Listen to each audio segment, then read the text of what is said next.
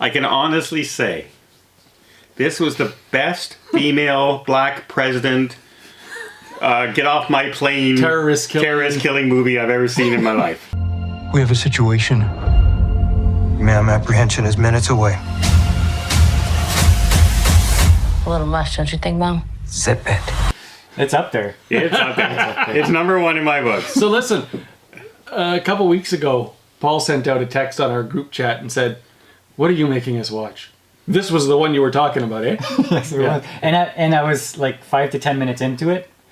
When you texted me, "What are we watching?" You were like 20 minutes into it. No. I thought I was 20 minutes into it. I was like 5 minutes into it.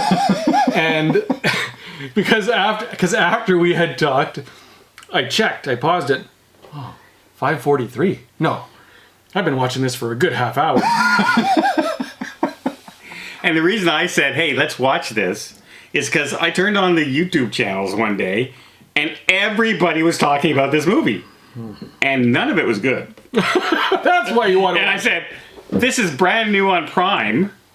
It's starring Viola Davis. I figured you wanted to watch it because it was trending, not because people were saying dumb things about it. It was trending. Yeah, because of bad things. Just not well. So the story and premise is Viola Davis is the female president of the United States. She's trying to get the African farmers some money by starting a cryptocurrency.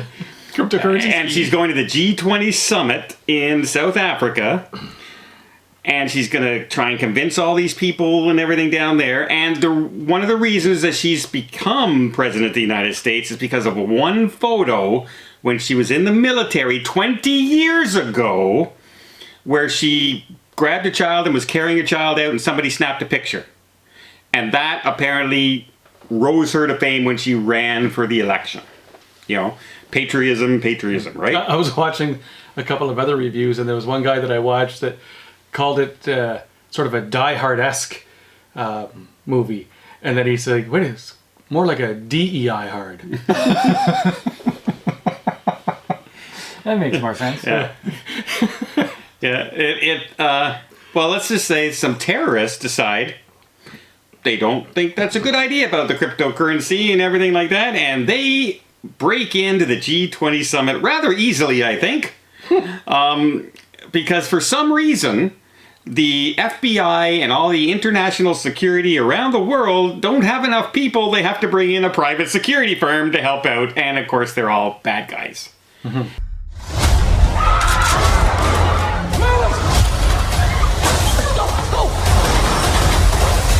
To the government's watching, I've taken the G20 by force. When we launch Project Deepfake, we will reset the world's financial markets. And the only person who's escaped are three people. The British Prime Minister, who, by the way, hates powerful women. If you want to live, you'll follow my lead. Now you're Captain America. They stated it many, many times, even before anything happened. And of course, he's the whiny little brat throughout the entire film until she proves how tough she is. And he respects her now and tells the military, you should listen to what the president says. Okay, like, I think the military does that anyway, but all right, thanks for your input. But like, oh. Okay, well, I have a few problems with this. Okay, first, it's all about, I've had a hard life because I'm a woman. I've had a hard life because of my skin color. And they state it over and over again.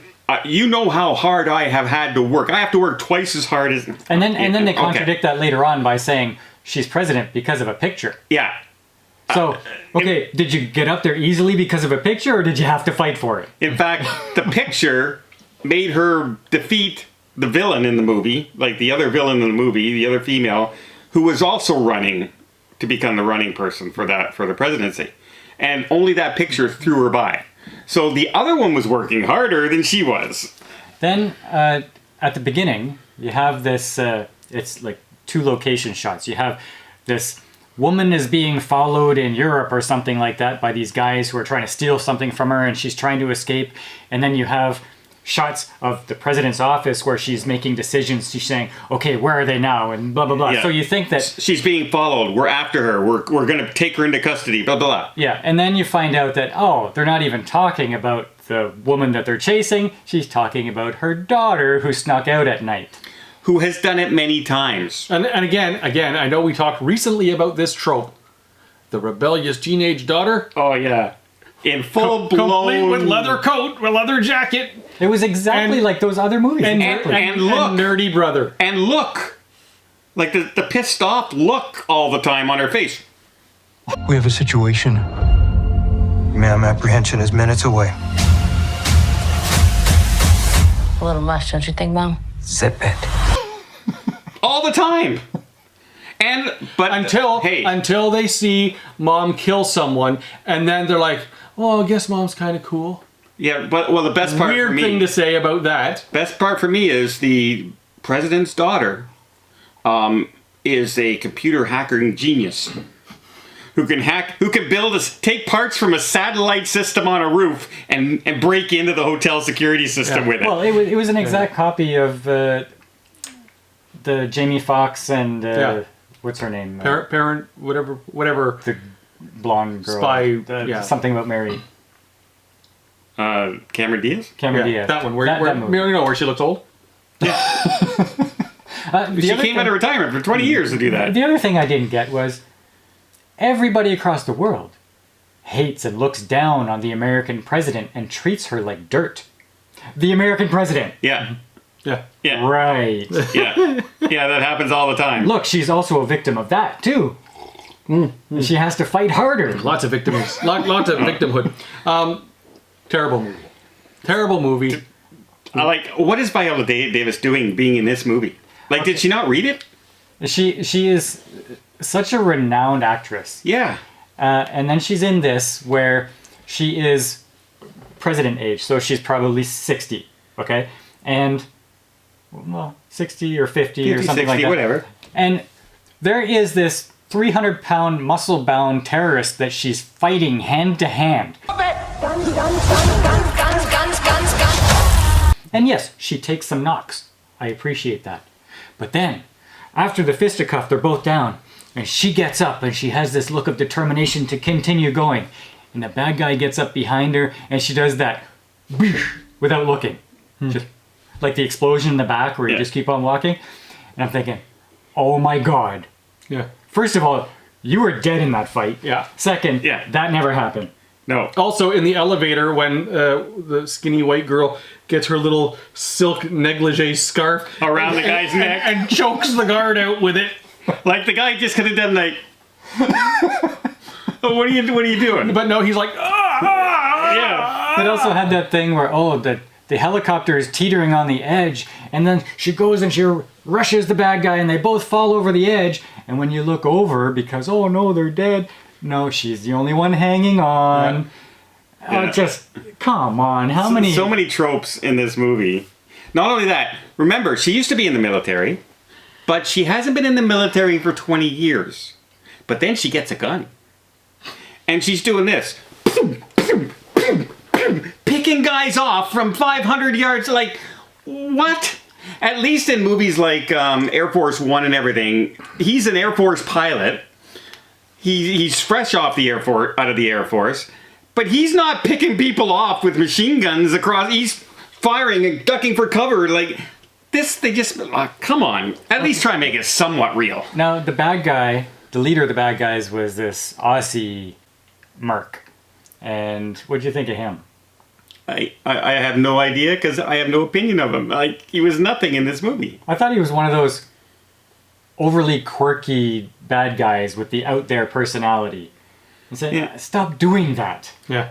It's like he was trying to be a clown performer or something like that. Yeah. God, bring me back Die Hard. Was there nobody in the test screenings that said, maybe we're going in the wrong direction here?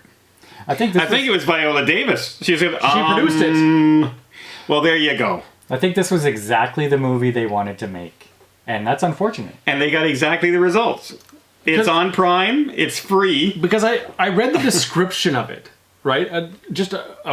Before watching it, like it has that trailer that plays, and okay, the concept looks good. Where, you know, the G20 is being attacked by terrorists. Okay, I can see some potential there. And then it started, and I was, oh my god, this is what they're doing. Well, I knew I was in trouble from the opening scene after that little duel scene there when she's getting ready to do jujitsu with her trainer, and she's like crouching on the ground like this, and I'm going, oh my god, just poop. Like, come on, like it was like, oh my god, no. It's on Prime, folks. It's absolutely free to watch. Yeah. And it's on Prime, but it's not Prime. It should be free. In fact, Prime should be giving you a free month membership just for having to sit through that movie. And I can't believe it was trending #1. Yeah, but people don't know before they click on it, right? They just see Viola Davis. Oh my god.